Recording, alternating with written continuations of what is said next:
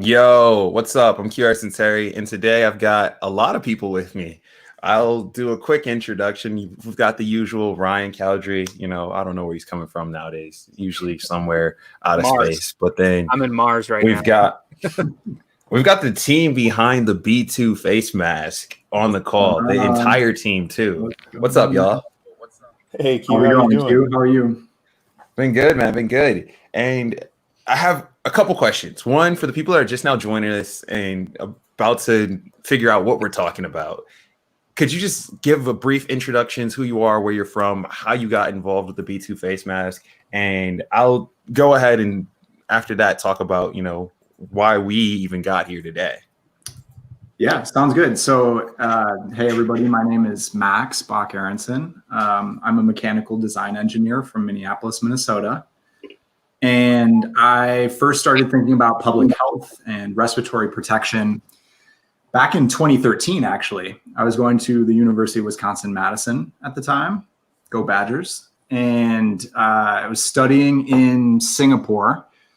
And it was the combination of my lived experience and encountering acute air pollution for the first time, and really coming to understand that breathing clean air is a privilege. Like I wasn't even really aware of that before going on this study abroad trip. It was that combined with the air pollution engineering course that I was taking at the time that was the genesis of the B2 mask.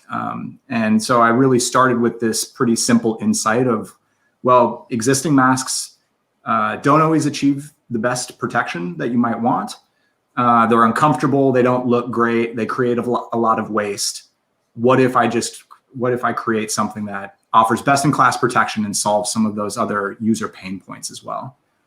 And over the course of the last couple of years, I've been pushing the design for the B2 mask forward, and I've asked a couple of friends and colleagues of mine to help out as we bring this to market. And so that's where Emma Gavala comes in, and I'll let her introduce herself, and then also Derek Mathers as well. And then we've got a number of really talented people who are helping us on different parts of the project as well. Our co-founder, Coleman Rollins, can't be in the call right now, but yeah, a number of talented folks who've come together on this. So yeah.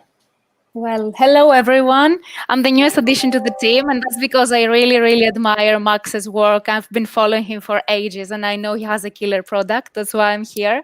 So my background is economics, management, and marketing, graduate of the London School of Economics, used to work for Google in London. And now I've been really driven by the social purpose of the mask and of the whole mission behind Breathe 99. It's not just a mask. We're here to really make public health goods accessible for all.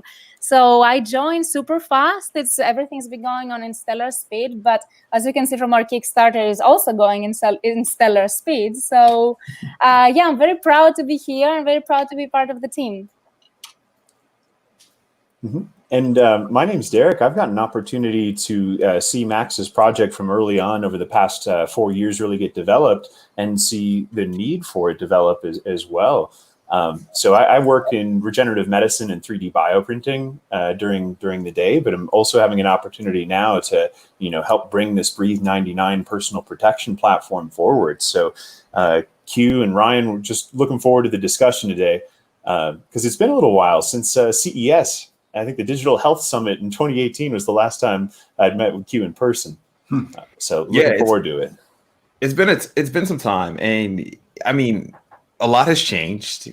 Health is even more, I think, a topic of discussion in today's current times because all the things we talked about at CES in 2018.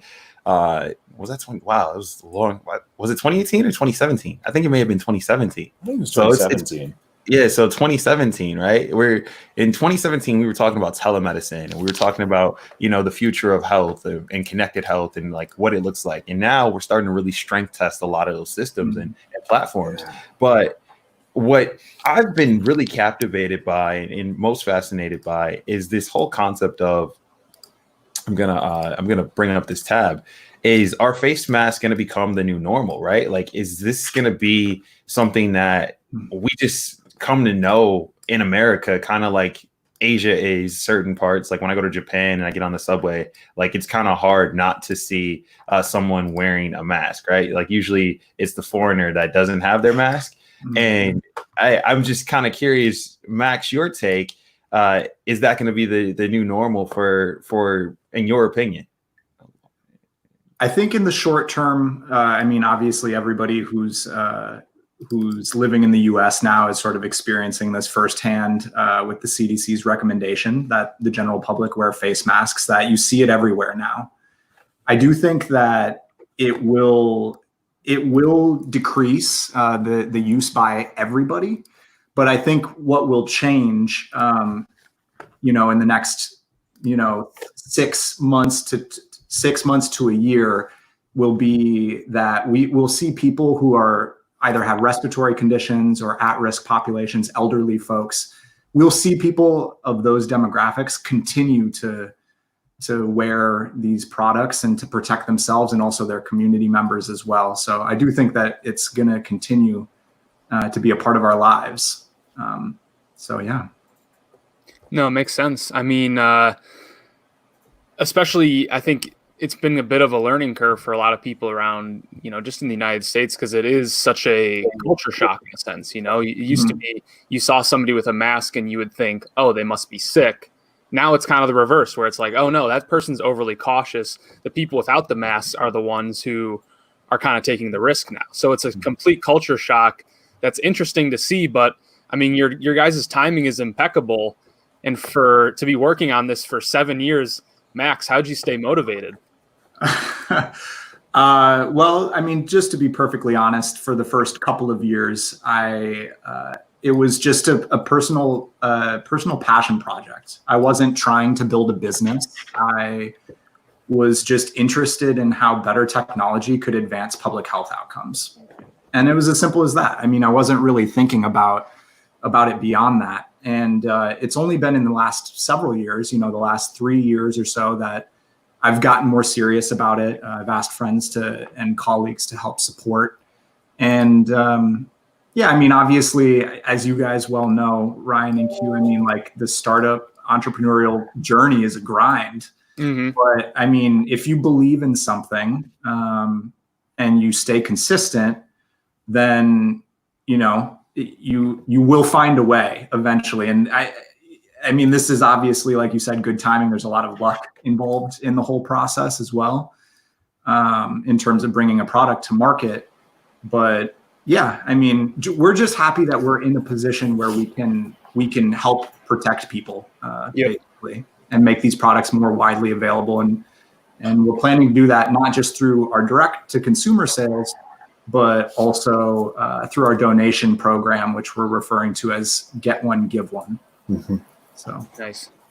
So then one thing that I had is, were you familiar with like the new executive orders that are being made across the state? So it's not even a national order or a federal order. Is, we're going to see a lot more face masks in public. I guess it happened yesterday with New York, and then there's a few other states that I'm seeing. Is this something that we're gonna get used to? And B2, for the people that are just now seeing it, this is it right here.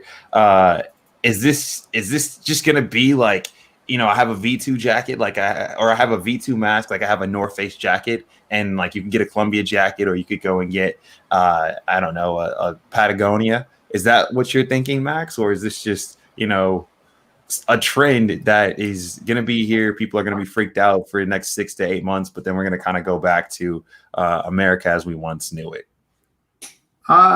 It's a good question. I mean, I think it's important to ground the conversation with us being honest about the fact that nobody really knows exactly like what is going to take place here in the next, even in the next couple months. But I do think, like I mentioned before, that especially people who are in at-risk population groups, like those people will have higher quality masks, just out of sheer necessity. It's something that's important to them, and not just in a COVID sort of context, but also, I mean, like you think about the wildfires that were taking place across Australia, the wildfires that are pretty consistent across the Western states. I think now that this idea that wearing a mask isn't so taboo, that it is something that it is, you know, a public health good. It's a sort of a basic public health product. I think we will see more of those, even in the context of air pollution and other sort of circumstances as well. So I think it'll continue. Max, I do want to give the people that have come and are now enjoying the stream the opportunity to see what B2 is. So if you don't mind, I'm going to take that moment now. Yeah. Hey, Kickstarter. My name is Max, and I'm a mechanical engineer from Minneapolis, Minnesota. It was my lived experience in Singapore that first got me interested in both public health and in respiratory protection. And it was those key insights that drove me to create a better mask for daily use. All of that work resulted in the B2 mask. It's a lightweight, reusable respirator that offers 99% filtration against common airborne contaminants. The face piece is one of the best aspects of a design because it flexes to a user's face, creating an airtight seal that offers better protection than existing masks. It's also foldable for easy storage in a purse or bag. And because of the construction, it's easy to clean and maintain, either in a dishwasher or with alcohol-based sprays. Our filters are small and offer 99% filtration against common airborne contaminants. And unlike N95 masks, which have large domed shapes and complicated assembly, our small filters can ramp up in production really quickly in order to meet the demands of people around the world. In addition to superior technology, the other thing that's really important to people working at Breathe 99 is access to that technology. That's why for every B2 we sell, we'll donate one to a person in need. Together, we will get through these trying times, and I thank you for your support. Not bad, not bad. Very good video, man. Yeah, I like it a lot. I mean, you can see how it's been doing so well on Kickstarter. It's simple, it's easy to understand. So the first question that I have, though, is, you know, I'll occasionally go to the grocery store and I try and bulk up on a lot of stuff. And, you know, obviously the workers there have to, you know, wear basically masks for 8 hours straight. And the last time I was there, you know, I'm checking out the 16-year-old kid who's bagging my grocery. You can see him just kind of dripping wet. He's sweating. Finally, he rips off his mask. He's like, screw this thing. It's too damn hot. So I guess, like, what is it like with your mask? Is it, you know, temperature-wise, is it a bit more comfortable? Does it breathe a bit better? Because I know that's kind of one of the things that has been a main concern is, like, you know, you're wearing this mask and it gets all sweaty underneath. And is it actually less helpful, you know? Yeah, so I mean, from a comfort perspective, the B2 is going to be a lot more comfortable than like your standard N95 mask, just because it has that flexible face piece and it conforms to your face. So strictly from just a use and experience perspective, like, it'll feel nicer to wear. In terms of breathability, the fact of the matter is that if you want to have high efficiency filters, you know, there is breathing resistance that comes, you know, as sort of a cost to that. And so, yeah, I mean, it's the sort of thing where if you're in a context where you need protection because you're either a high contact worker, like this 16-year-old that you're referring to who's bagging groceries, or if you're working in a healthcare setting, I mean, it will get hot. And that's something that, you know, we have a couple of ideas about how to improve that user experience as we move forward. But yeah, definitely something that we're paying attention to through, you know, as we develop this. Makes sense. Now, for your product, the B2 mask, you had this idea, you worked on it for some time, you launched it, perfect timing. It's starting to catch on like wildfire. We're seeing even the people put their orders in live on the Kickstarter here on the stream. But one thing that, and that's the first time, for the first time ever, Ryan, I kind of feel like this is like QVC, you know, when they like are talking about a product and they just see the orders are going in, or HSN or something like that. Lori from Shark Tank, right? Yeah, right. I'm curious. I did back the project, just full disclosure, and I found out about it this morning, just like the rest of the world. But I'm curious, when will we receive our products? Like, I mean, you came up with this, Max. Shipping issues, I'm sure, been on your mind because of COVID. I'm sure it's harder to even work with your manufacturers overseas. What's your timeline for this? Because there's a lot of Kickstarter projects that also just never make it. Yeah, it's an honest question. It's a legitimate question. So first thing is that our entire supply chain, all of our manufacturing partners are based in the Midwest. So we're working with ISO certified manufacturers who regularly deliver high quality products that are FDA regulated, everything like that. And they're comfortable working with sort of this high precision, high tolerance space. And, they can achieve high volumes as well as we ramp. So we have really good partners. We're pretty excited about who we're working with. We're working with Proto Labs is one of the groups that we're working with. And then also MME Group is the group that's responsible for actually doing the molding of the rubber component, which is the face piece. So these partners are really good. They're well set up for this. In regards to delivery time, like the specifics of that, so far we are on target to start shipping in June. Now, I think it's worth being upfront about the fact that manufacturing is, that's a space where you can encounter challenges. I mean, I've worked in the medical device design space for several years now, and there are risks associated with the manufacturing process. But again, the benefit of having worked on this for several years is that we've gotten it to the point where our manufacturing partners are very comfortable with making it at a high quality and making it quickly. So we're targeting June for delivery for US and Canada, and then July is a more realistic time frame for the actual delivery of international backers. So, so follow up on that. So I know the first iteration that you have here is it's worthwhile for consumers. And I know that you're seeking a lot more of the like FDA approvals and some of the other approvals.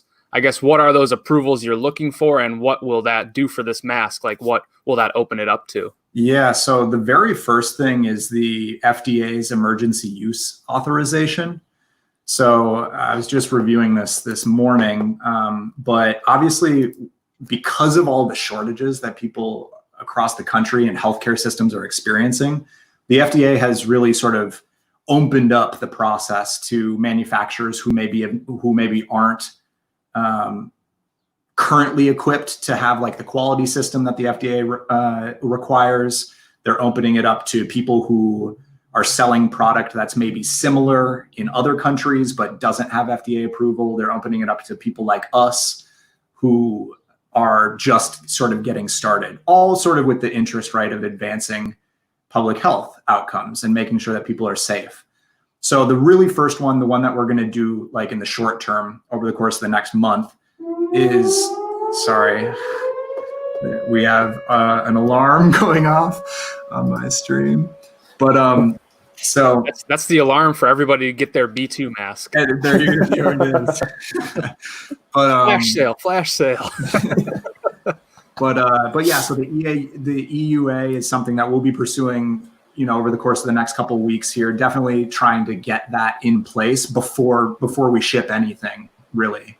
And then in terms of formal sort of like registration with NIOSH, which is the National Institute of Occupational Safety and Health, and the FDA, beyond their emergency use authorization, we're looking at more sort of like a middle of summer timeframe, late summer timeframe. Gotcha. Now, this is super cool in the fact that the filters are user changeable and replaceable. What, in layman's terms, like how can a regular person like my mom or grandma know the difference between this mask and an N95? So this, I gotta before, as Ryan said, when that alarm goes off, I gotta drop that get your B2 face mask at inevitably /B2. There we go. There we go. We gotta run it up. We just need the horns too. But no, so in layman's terms, the B2's filters are made from the same type of material as an N95 mask. So it's this non-woven polypropylene. It's electrostatically charged. And what that helps do is basically small particles, as they're moving through the filter, get drawn toward the actual filter strands and help remove that from the airstream. So that's how, yeah, go for it.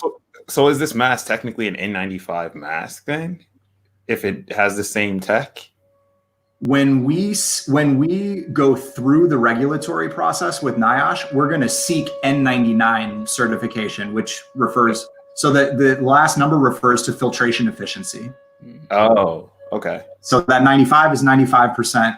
When we get to that point, when we're registering this with NIOSH, we're going to seek N99. Is that why you have the 99 on there? Yeah, that was sort of the motivation. Again, I mean, it's pretty cool. The idea being that, like, we can provide a product that is not like cost prohibitive.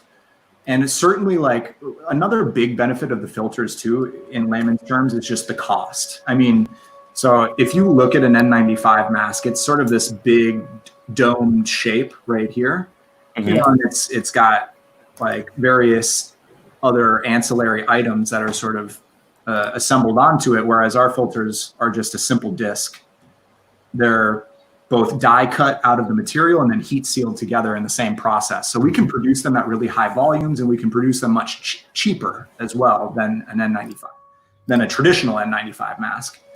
And so, do you need to, I like the idea of just, you know, the important part of it is the filter, right? And so, like, let's not waste all this time producing everything else, you know, that you just throw away. So do you have to, like, regularly clean the actual mask itself as you're like at the same rate that you're changing the filters? So, I mean, you can imagine as you're walking around, and especially for folks who are using this in, again, like a high contact sort of situation, like the whole front surface of the mask, you're breathing air through it. So if you're in a circumstance where you might be encountering other sick individuals, or, you know, something like that, the whole front surface will have that bioburden on it. Mm-hmm. And so, I mean, the overlay is made to be laundered hundreds of times. We're working with a manufacturing partner who regularly makes soft goods for FDA compliant devices. The face piece can be thrown in the dishwasher to clean. It can also be cleaned by hand easily. And then we're working with our manufacturing group right now to understand what sorts of opportunities we have from a sterilization perspective as well. You know, can this be autoclaved? What can we do in healthcare settings as well, beyond just like sort of the regular cleaning? So it will need to be regularly cleaned. And then in terms of regular use, like people probably, you know, just be mindful. We've all gotten this crash course, right? On like, you know, don't touch your face as much as you once did. And the same sort of applies for the front of the mask. You'll want to be mindful of maybe not touching the front of the mask if you can avoid it. Gotcha. So for people who are, I mean, we had a call before this, so we got to talk with the Breathe 99 team. But so one of their members, Emma's over in Greece. Emma, I'm curious, I guess internationally, do you, I know that obviously right now you guys are focusing on the United States, but part of your team's international. Is this something that you guys are hoping that it can be kind of an international brand, or do you want to focus in the US first? I guess, Emma, if you could talk to like the excitement, or is it as exciting over in Greece? Well, let me start by saying that de facto we are dealing with an international problem. So it's actually, there are no limits to where the mask can go, in my opinion, at least. The only thing that we were discussing earlier with Max is how we could deal with the donations on a local level, because of course we could potentially incentivize local consumers, let's say in Greece or in London, where I'm normally based, by giving them the extra stimulus that we could potentially donate in their local market. But of course, this is something that we can do later on, because right now healthcare workers in the States are the priority. But I see a lot of potential in this. And from the very beginning, I didn't imagine this company to be just US focused. For me, it's going to go all over the world, just because it's the question we're replying to is global from the outset. So the solution we have is global too.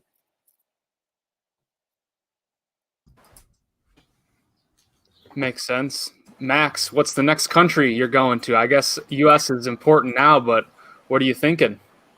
Well, through the Kickstarter campaign, at least, we plan to ship and fulfill internationally. Again, there will be a little bit of a lag with those international deliveries, but it's a good question.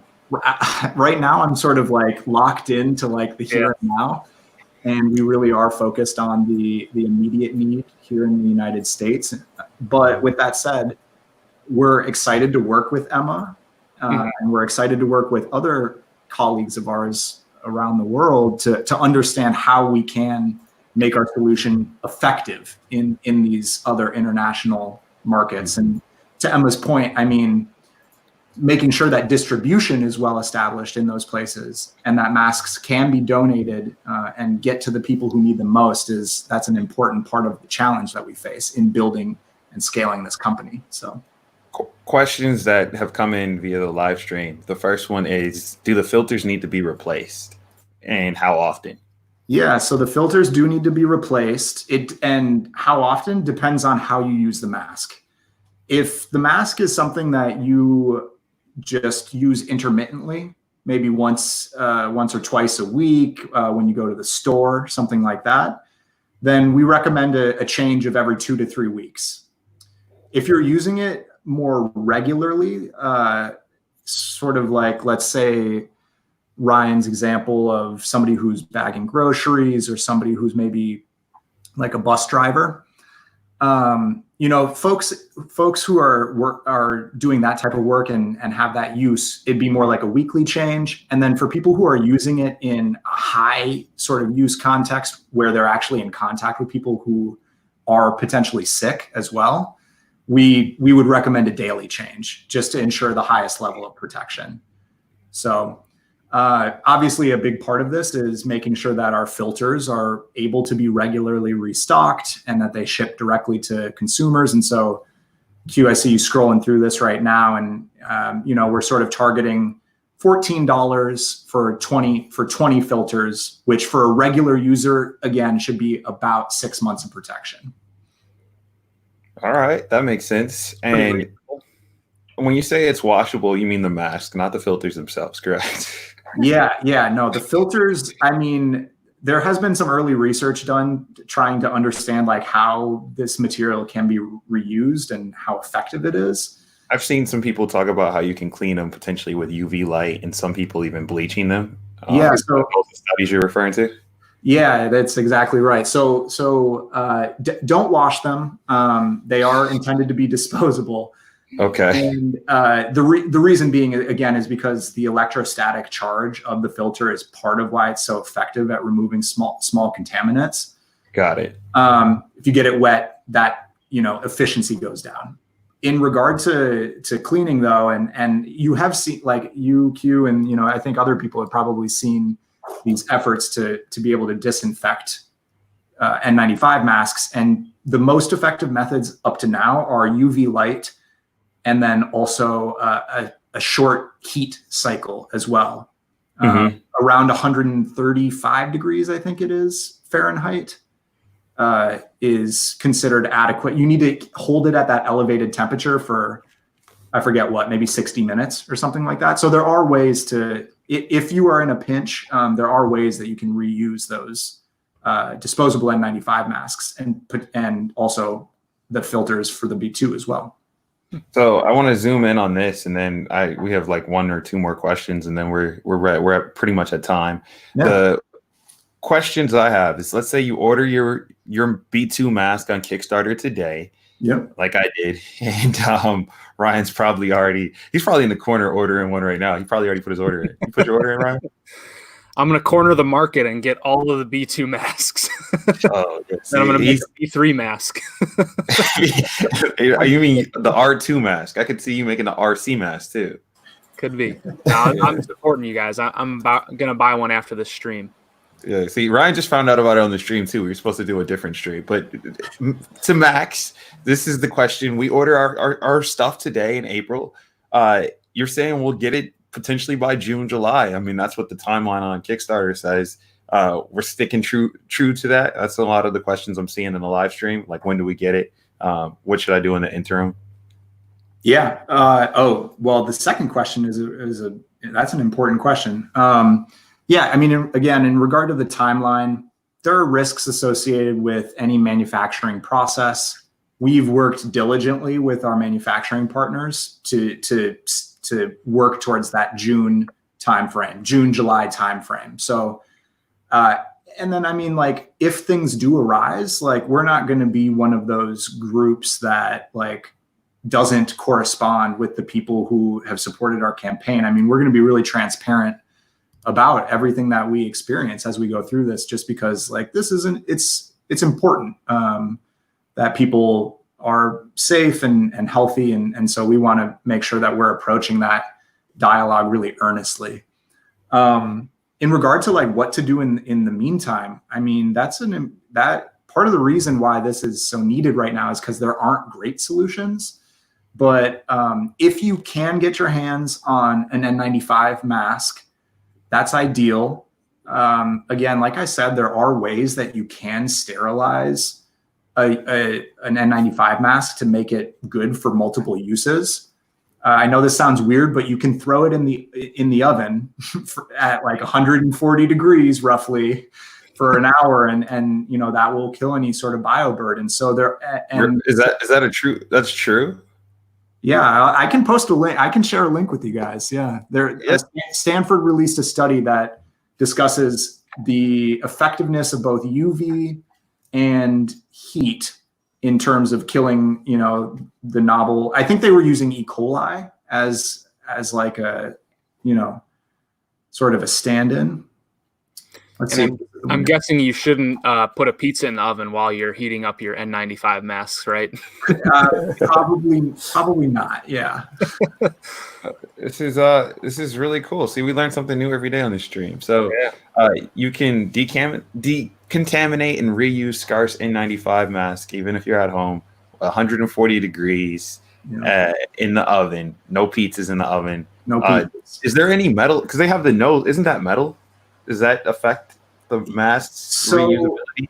I can't speak to. I would, for people who are interested in exploring this and understanding how you can reuse it, I'd recommend. So what Q has up on the screen right now, take a look at that, because it's good information and it's important for people to be aware of as we go through this together. But yeah, I'm not sure about the metal. You know, it'll heat up, it'll get hot. Maybe just don't put it on your face immediately after it comes out of the oven. Or microwave it. Yeah, don't microwave it. Definitely don't microwave it. One thing that I will say about the study is that what they do is they test the filter beforehand, fresh out of the box, to show the filtration efficacy, and then they swab it with E. coli, put it in the oven, expose it to UV light, whatever they end up doing, and then they take it out and they retest it. And there is a slight drop in how effective it is through each cycle. It's not a lot. So for those who are watching, like, it's a good solution for the time being. Okay. So get it N95, get a couple of them, put a couple in the oven, keep a couple out for use. And as long as you do that until you get your B2 mask, you should be all right. And this campaign is climbing. We've been on this live stream. You've almost approximately, Emma probably knows the exact numbers, but I've seen about 1,200 in revenue go up since we started streaming. So I don't know. Maybe we have Ryan, maybe we have a future at QVC. I think regardless of our live stream, this product would be booming right now. I mean, for people who don't know, this launched at 8 a.m. this morning? Yeah, 8 a.m. Yep. And look at that number, people. I mean, look at that, 47,000. I mean, it shows that this is a need. I'm glad that you guys are doing it. I know that there's a lot of people kind of in the 3D printing community that you could possibly leverage. Would you ever want to, like, leverage 3D printers to help make, you know, the masks, but not necessarily, you know, the the filters? Derek, I'll let you tag in on that. Absolutely. And, part of the thing is Breathe 99, the company that we're building together with Max, is more than just a face mask company. He's looking to expand into all different types of products around personal protection. But for this mask platform in particular, we've actually been working early on with two companies, Carbon and Formlabs, specifically to call out, because both have really fascinating platforms for doing mass customization of these masks. So with Carbon, it's really their L1 printer is able to print very large parts with performance grade resins. And in Formlabs' case, they've got small benchtop 3D printers, but with their Form Cell, there's a robotic arm that can go pick and place. And in fact, Gillette has these customized razors. They called it Gillette Razor Maker that they did, using the Form Cell to produce mass customized razors. And so we could definitely envision within the year 2020, being able to quickly release a high-end customized mask product that is, at least for the chassis itself, printable and out of medical grade materials as well. So this is something we're considering and excited to announce a mass customization product. Last question, and then I know we've got to go. Max, I've got a question for you. You ready for this, man? No, it's not the air horn thing. I don't want you to drop any more air horns. As ready as can be. Yeah. Do you have the prototype mask with you? So the final one is oh, he has the mask. He has the mask. This is wow! Like you didn't even show it on your Kickstarter, right? He has the mask. Hold on, we got to put Max only on the stream. Yeah, I got to remove everybody else from the stream. Mask, I need you to do that one more time.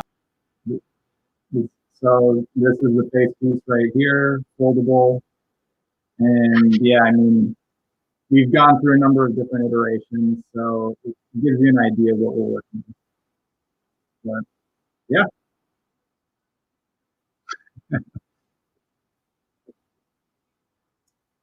Well, Q, we're good, right?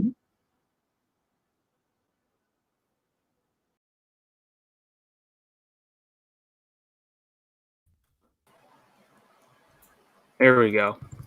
Or I don't think he could. Oh, he couldn't hear me anymore. Oh, oh wow! You can't just be taking us out of the stream, man. Man, well, all right. Well, he had the mask. He's gone, but we saw it here live on this B2 live stream.